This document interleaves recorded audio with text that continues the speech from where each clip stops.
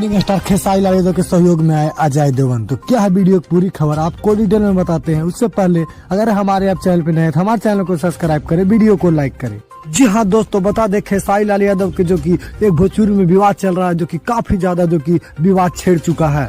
जो विवाद का एक ही कारण है, जो कि खेसारी लाल यादव के बेटी पे जो कि पंकज सिंह सॉन्ग निकाल दिए थे, उसके कारण जो कि भोजपुरी में विवाद हो चुका है।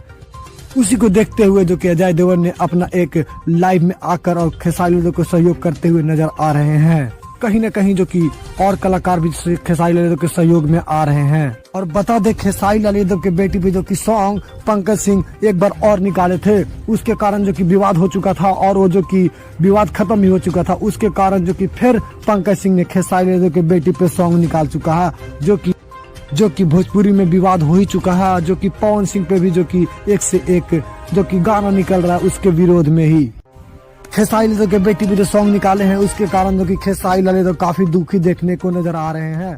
तो चलिए मिलते फिर अगले वीडियो में इसी अंदाज।